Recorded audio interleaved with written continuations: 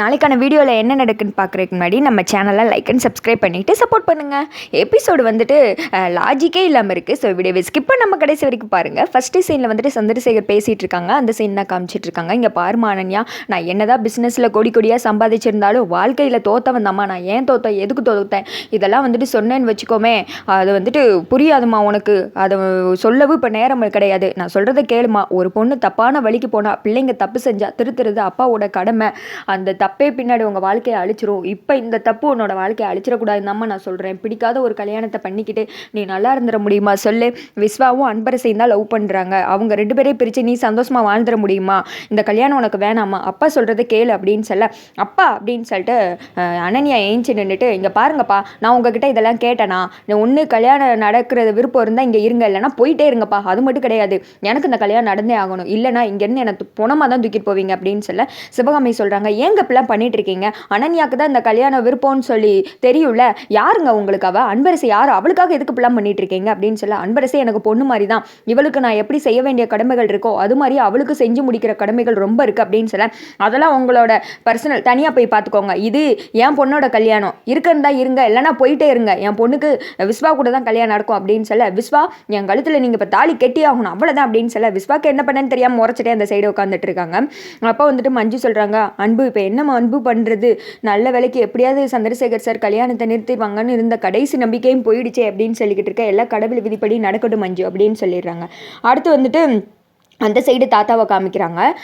அந்த திலகா வெளியில் ஃபோன் பேச போயிருக்கால, திருப்பி வந்து பார்த்தா தாத்தா எஞ்சி நிற்கிறாரு. என்ன இது, இந்த கிழமை எஞ்சி நிற்கா அப்படின்ற மாதிரி வாயில் ஆப்பில் வச்ச மானிக்கே அதிர்ச்சி ஆகி போய் நின்றுக்கிட்டு இருக்க.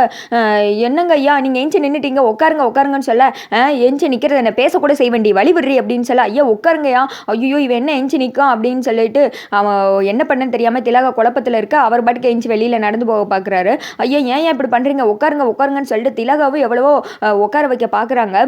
எல்லார்ட்ட உண்மை சொல்லி இந்த கல்யாணத்தை நிறுத்துறனா இல்லையான்னு பாரு, உன்னை பற்றி சொல்கிற இரு அப்படின்னு சொல்லிட்டு வெளியில் நடந்து போய்கிட்டு இருக்க. இவர் என்ன திடுன்னு எஞ்சி போய்கிட்டு இருக்காரு அப்படின்னு சொல்லிட்டு அந்த சைடு மங்காக்கு தான் ஃபோன் பண்ணுறாங்க. அங்கிட்டு வந்துட்டு சரி உட்காருங்க, இங்கே பாருங்க இந்த கல்யாணம் நல்லபடியாக நடக்கும், என் பொண்ணுக்கும் விஸ்வாக்கும் தான் கல்யாணம் நடக்கும், உங்களோட ஆசீர்வாதம் என் பொண்ணுக்கு தேவை, உட்காருங்கன்னு சொல்லிட்டு மறுபடியும் கல்யாணத்தை ஸ்டார்ட் பண்ண ஆரம்பிச்சிடுறாங்க. சரி ஆரம்பிச்சு விடுங்க அப்படின்னு சொல்ல ஜானகி சந்திரசேகரும் பேசிக்கிறாங்க. என்ன இது, நம்ம ஒன்று நினச்சா இங்கே ஒன்று நடக்குது, ஒன்றும் நடக்காது போலையே அப்படின்னு சொல்ல, எல்லாம் பார்த்துக்கலாமா, ஆனால் சத்தியம் பண்ணி சொல்கிறேன் இந்த கல்யாணம் நடக்காதுமா அப்படின்னு சொல்ல, இல்லை இந்த கல்யாணம் மட்டும் நடந்துச்சுன்னா அன்பரசிக்கு நம்ம பண்ணுற பெரிய துரோகம் இது, அவள் பாவம் அப்படின்னு சொல்லி இங்கே பேசிக்கிட்டு இருக்கேன். அடுத்த சீனில் மங்கா விறுவிறுன்னு ஃபோன் போடவும் இந்த பக்கம் வர்றாங்க. வந்தது என்னடி திலகா கால் பண்ணியிருக்கு அப்படின்னு சொல்ல, அந்த அவர் பாட்டுக்கு அந்த ஐயா எஞ்சி நடந்து அங்கே மண்டபத்துக்கு தான் வர பார்க்குறாங்க அப்படின்னு சொல்ல, என்ன நீ சொல்லிக்கிட்டு இருக்க, அவனை வரவிடாமல் தடு அப்படின்னு சொல்லி இங்கிட்ட மங்கா ஓடிக்கிட்டு இருக்காங்க.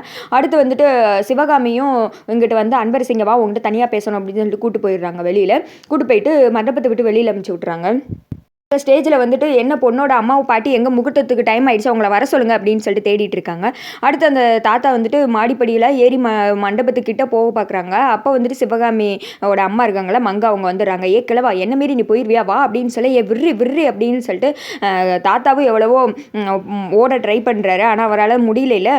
அந்த திலகாவும் மங்காவும் சேர்ந்து விறுவிறுன்னு ரூமுக்கு எடுத்துகிட்டு வந்துடுறாங்க. இங்கே பாரியா தயவுசெய்து இந்த கல்யாணத்தை நிறுத்திடாத, கல்யாணம் மட்டும் நடக்கட்டும், அப்புறம் என்ன வேணால் பேசிக்கலாம், உன் காலில் கூட விழுகிறியா, நீ என்ன கேளு, உனக்கு பணம் எது வேணாலும் நான் தாரேன் அப்படின்னு சொல்ல, அதெல்லாம் ஒன்று வேணாம், இந்த கல்யாணத்தை நிறுத்துறதுக்கு தான் நான் இப்போ வந்து எஞ்சி போய்கிட்டு இருக்கேன். விடு என்ன, அந்த கல்யாணத்தை நிறுத்துவேன், உன்னை பற்றி சொல்லுவேன், உன்னோட பொண்ணு தானே சிவகாமி, என்னை குழம்பனை பார்த்ததையும் சொல்லுவேன், அதுக்கு மேலேயும் சொல்லுவேன், கஸ்தூரி பற்றி சொல்லுவேன் அப்படின்னு சொல்லிட்டு தாத்தா அடிக்கிட்டே போக, ஐயோ கொஞ்ச நேரத்தில் உன்னை கொல்ல போகிறாங்கயா அப்படின்னு தான் இருக்குது நமக்கு.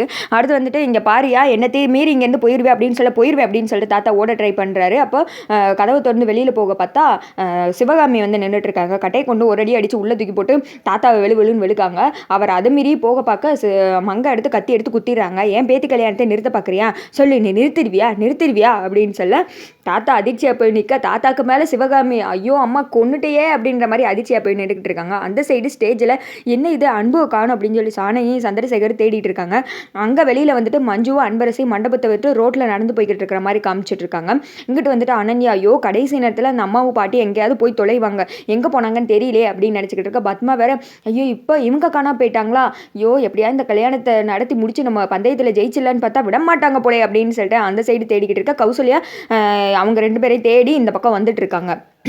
இங்கிட்டு தாத்தா வழியால் துடிச்சுக்கிட்டு இருக்காரு. அம்மா என்னம்மா இப்படி பண்ணிட்ட அப்படின்னு சொல்லிட்டு சிவகாமி சொல்ல, என் பேத்தி கல்யாணத்தை நிறுத்த பார்க்குறியா நீ? சொல்லி நிறுத்திடுவியா? நான் இருக்கிற வரைக்கும் அது நடக்கவே நடக்காத, செத்து தொலைடா அப்படின்னு சொல்லிட்டு குத்த எல்லாரும் ஷாக்கில் இருக்காங்க. அதோட பார்த்தீங்கன்னா இந்த வீடியோ வந்துட்டு முடிஞ்சிருது.